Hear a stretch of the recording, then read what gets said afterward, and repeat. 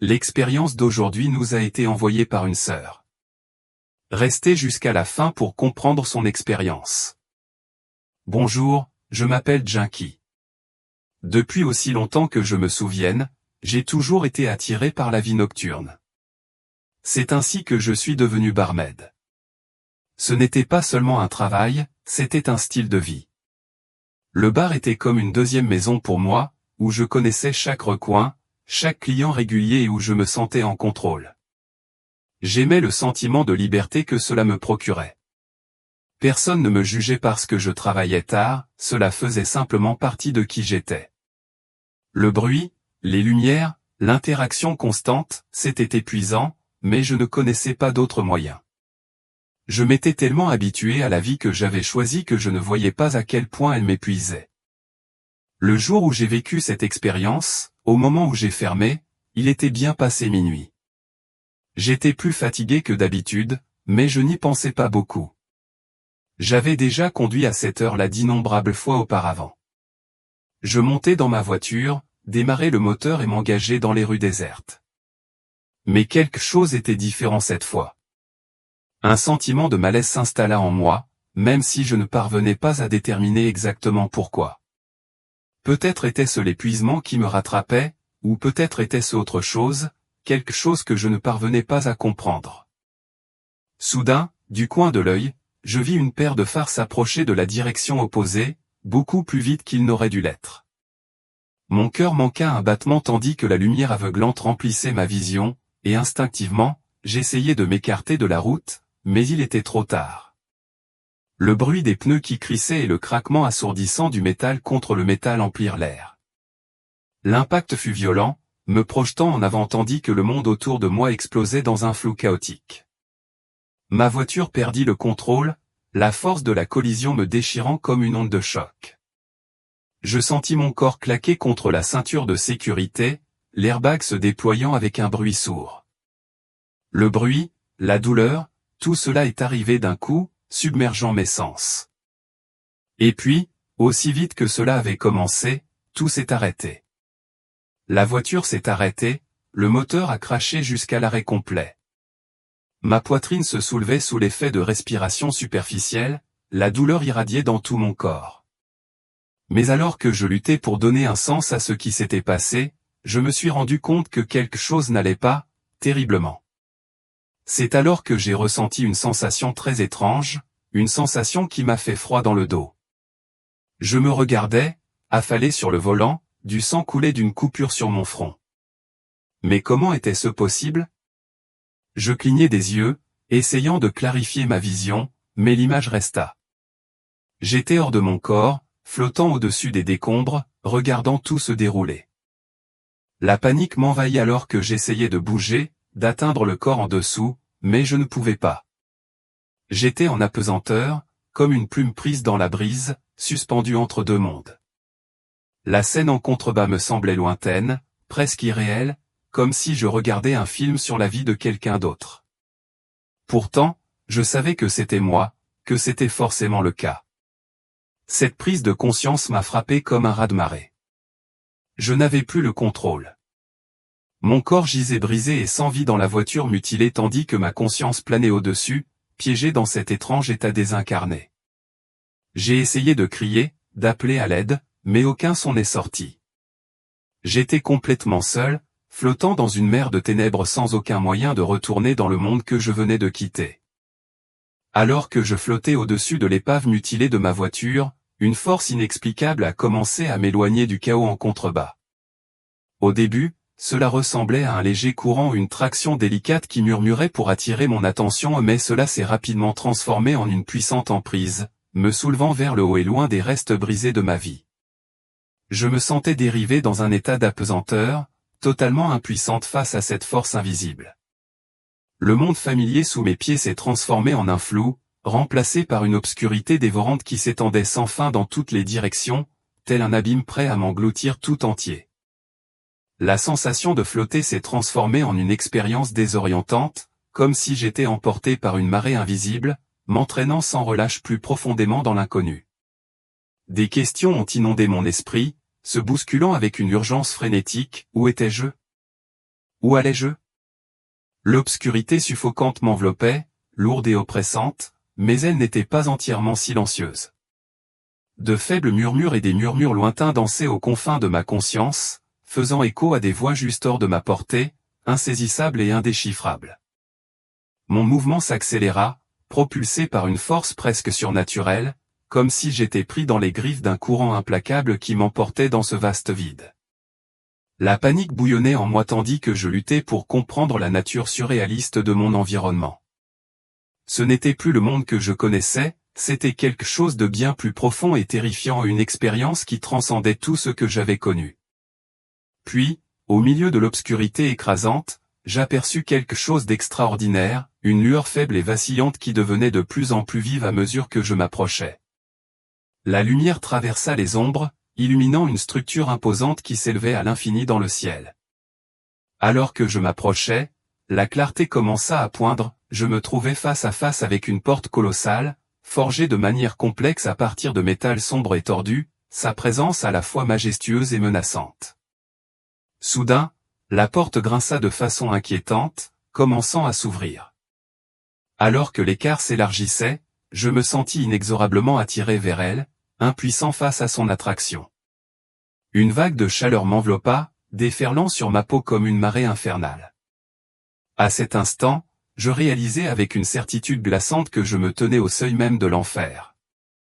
Au-delà de la porte s'étendait un paysage cauchemardesque d'une horreur inimaginable, des lacs de feu tentaculaires dansaient dans une lueur malveillante, des rivières de lave en fusion serpentaient à travers le terrain et d'innombrables âmes se tordaient de tourments, leur agonie palpable et dévorante.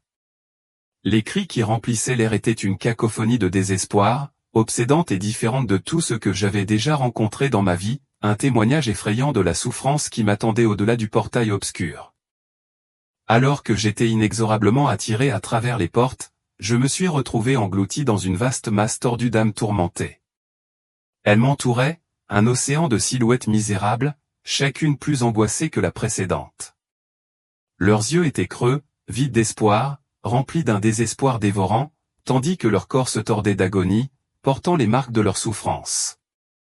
L'air était suffocant, chargé de l'odeur âcre de la chair brûlée et des cris déchirants des damnés. C'était une scène trop horrible pour être pleinement comprise, mais je me sentais incapable de détourner le regard, captivé par le pur tourment qui remplissait ce royaume misérable. Nous étions tous en mouvement, bien qu'aucun d'entre nous n'ait choisi ce destin. Une force invisible nous poussait en avant, nous entraînant vers une fournaise massive qui se profilait de façon inquiétante au loin.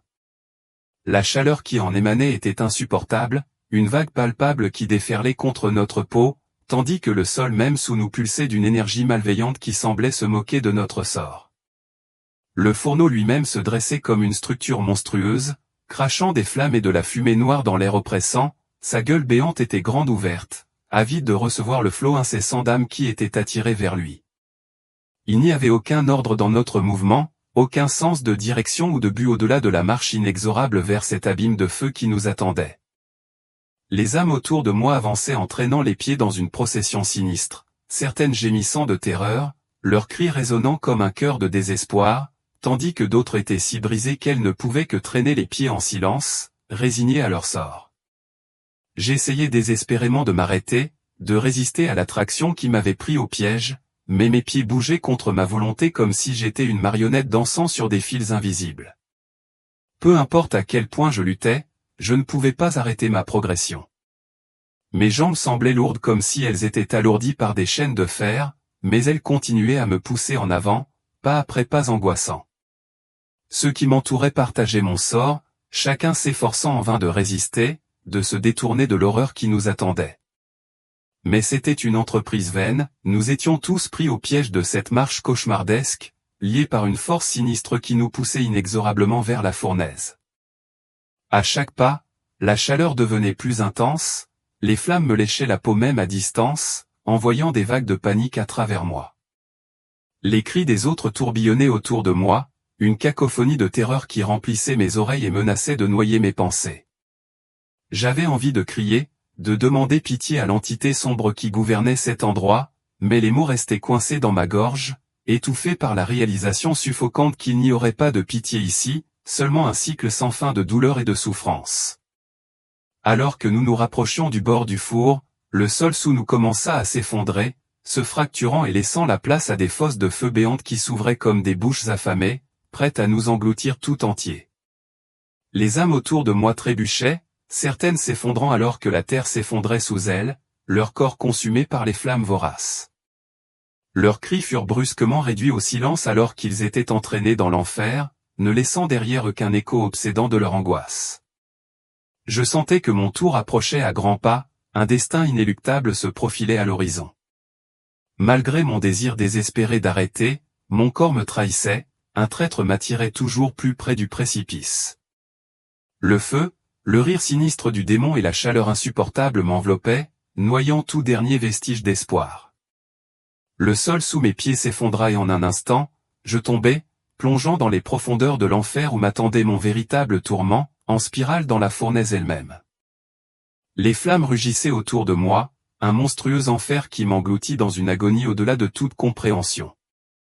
La fumée épaississait l'air, étouffant et brûlant mes poumons à chaque respiration frénétique que je prenais. J'avais l'impression de tomber dans un abîme éternel, les flammes léchant ma peau, consumant chair et os avec une faim insatiable. La douleur explosa par vagues, chaque nerf de mon corps hurlant de tourment absolu, mais il n'y avait aucun répit, aucune échappatoire à cette souffrance implacable. L'éclat des flammes m'aveugla, mais à travers la brume, j'aperçus les visages d'autres âmes qui tombaient à mes côtés, leurs expressions déformées par la terreur et l'angoisse. Certains se débattaient sauvagement, leurs cris se fondant en un gémissement de désespoir sans fin qui résonnait dans le vide ardent. Le feu était impitoyable, nous réduisant à de simples vaisseaux de douleur brute et implacable. Alors que nous nous enfoncions plus profondément dans l'abîme, je réalisai que je n'avais aucun contrôle sur ma descente. L'attraction de la gravité était une force écrasante, m'entraînant inexorablement vers le bas, vers le bas, vers le bas, vers le cœur ardent de la fournaise. La chaleur s'intensifiait à chaque instant, et j'avais l'impression que mon essence même était déchirée par les flammes.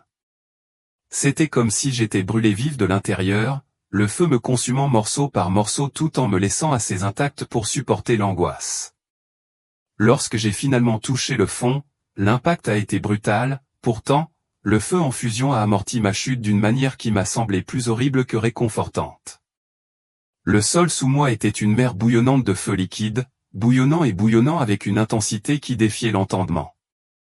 Mais avant même que je puisse commencer à saisir ce nouveau niveau de douleur atroce, ils sont arrivés les démons.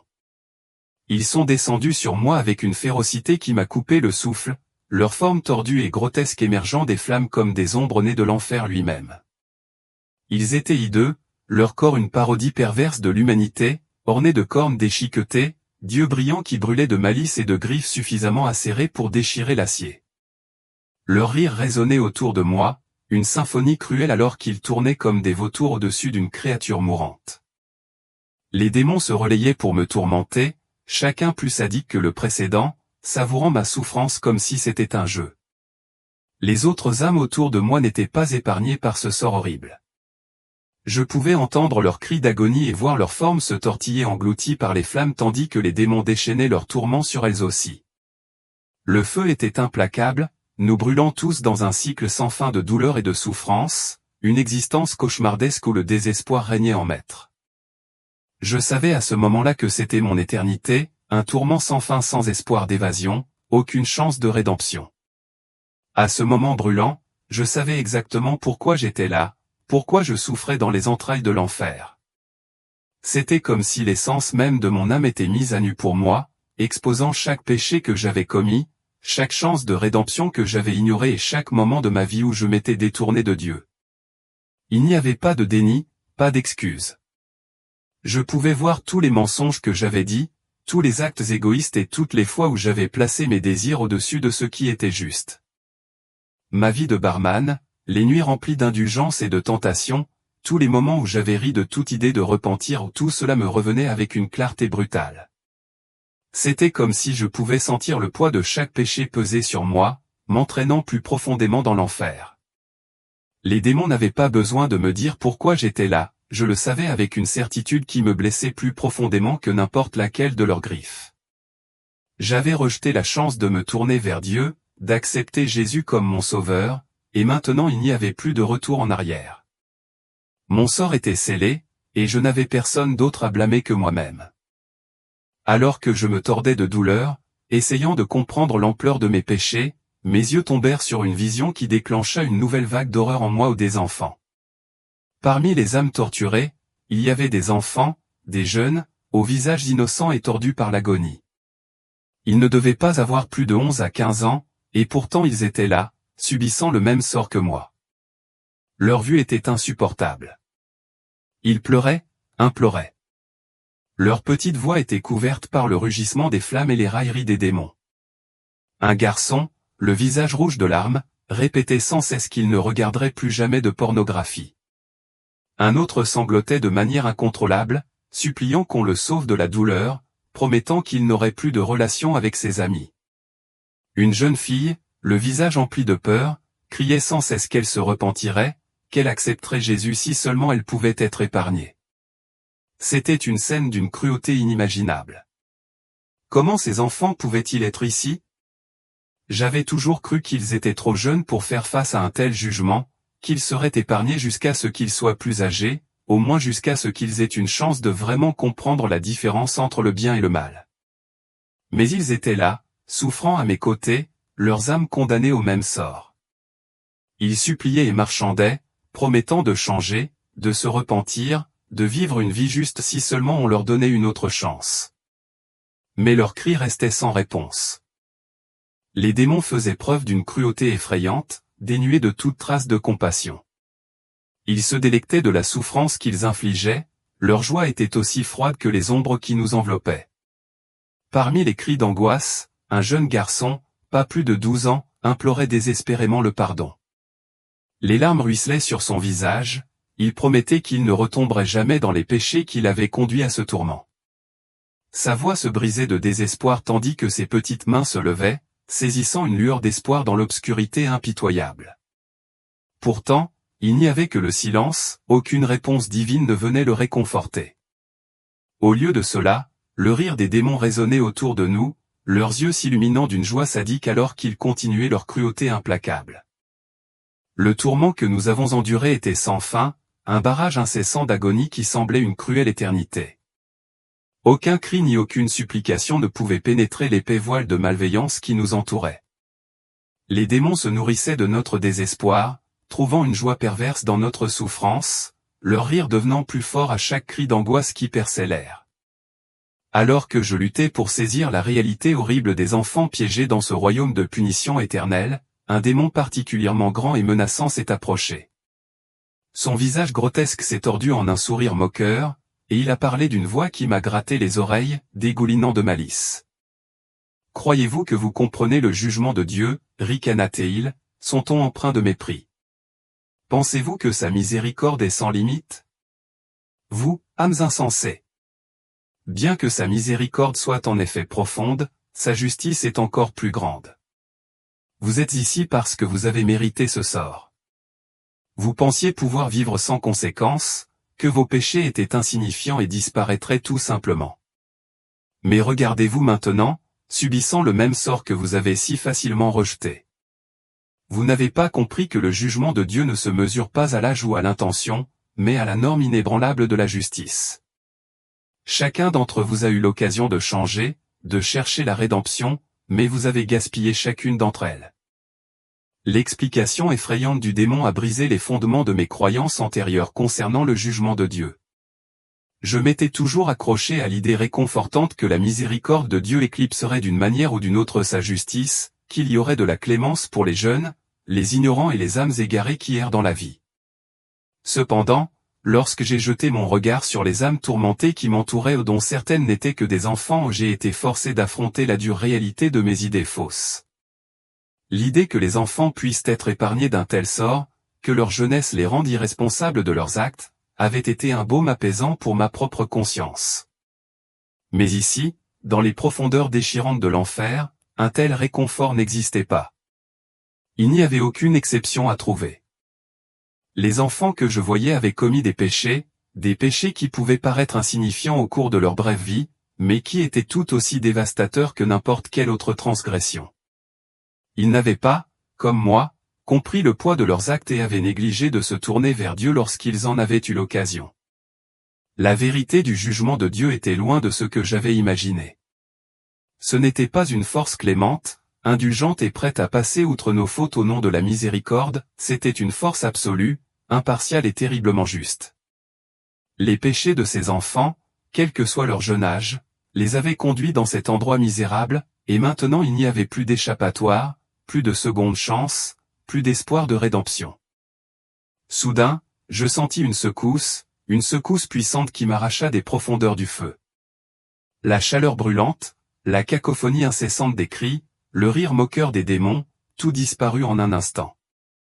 J'essuyai un soupir d'air, mes poumons me brûlèrent comme si je venais de sortir des profondeurs d'un brasier, et mes yeux s'ouvrirent brusquement face aux lumières fluorescentes de la réalité.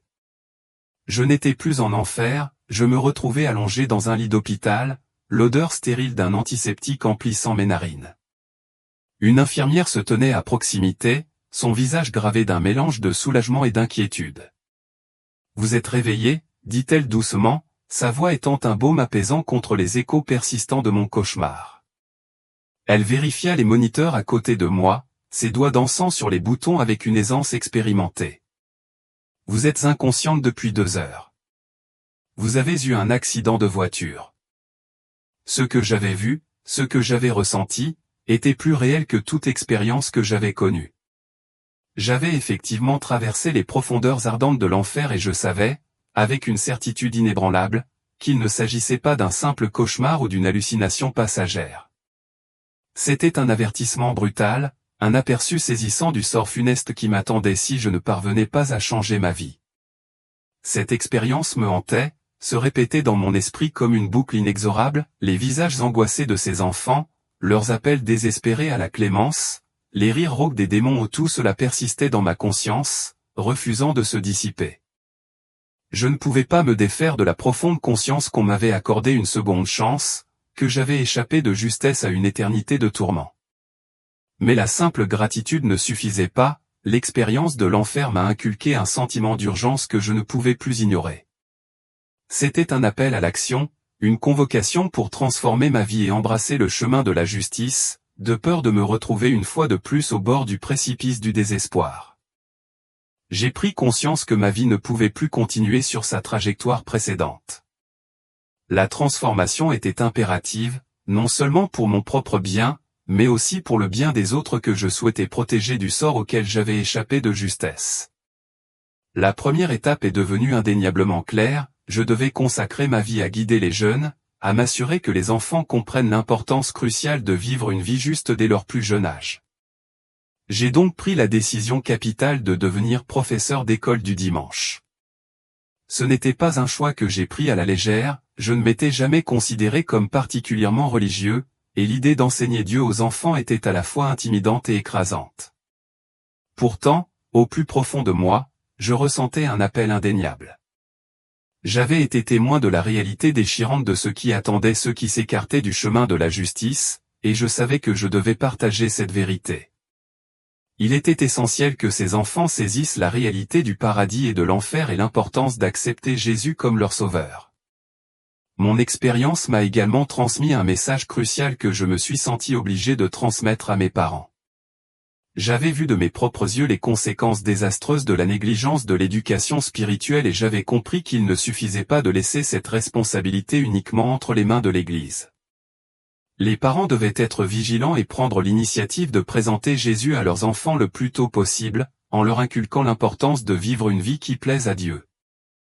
J'ai exhorté les parents à engager des conversations significatives sur la foi avec leurs enfants, à prier régulièrement avec eux et à montrer l'exemple dans leur vie quotidienne. Il était essentiel que les enfants apprennent l'amour, la miséricorde et la justice de Dieu auprès des personnes en qui ils avaient le plus confiance. Le monde regorge de distractions et de tentations et, sans un fondement solide en Christ, les enfants pourraient facilement s'écarter du droit chemin. J'ai reconnu que ce dont j'avais été témoin en enfer n'était pas seulement un avertissement personnel, c'était un appel retentissant à l'action pour tout le monde. Nous devions protéger la prochaine génération, en veillant à ce qu'elle comprenne la vérité sur le jugement de Dieu et en la guidant vers la justice avant qu'il ne soit trop tard. D'après mon expérience, il est devenu évident qu'il est absolument crucial de présenter le Christ aux enfants dès leur plus jeune âge. Les fondements de la foi posés pendant l'enfance contribuent à façonner la compréhension qu'une personne a de l'amour, de la miséricorde et de la justice de Dieu. Il ne suffit pas d'espérer que les enfants trouveront leur chemin plus tard dans la vie, ils ont besoin d'être guidés dès le début. Il faut commencer à leur parler de Jésus, des conséquences du péché et de la promesse du salut dès qu'ils sont capables de discerner le bien du mal. Les parents et les tuteurs jouent un rôle essentiel dans ce processus d'éducation, et leur influence est incommensurable. En inculquant ces valeurs fondamentales dès le plus jeune âge, nous dotons les enfants des connaissances et des outils spirituels nécessaires pour relever les défis de la vie et faire des choix conformes à la volonté de Dieu. Les efforts que nous faisons aujourd'hui façonneront de manière significative le destin éternel de ceux que nous aimons et guidons, créant un impact profond sur leur vie et celle de ceux qu'ils touchent. Alors que nous concluons l'expérience d'aujourd'hui, je vous encourage à aimer et à partager ce message. Si vous n'êtes pas encore abonné à notre chaîne, faites-le pour rester informé de nos nouvelles expériences. Votre soutien est inestimable alors que nous continuons à diffuser ces vérités importantes.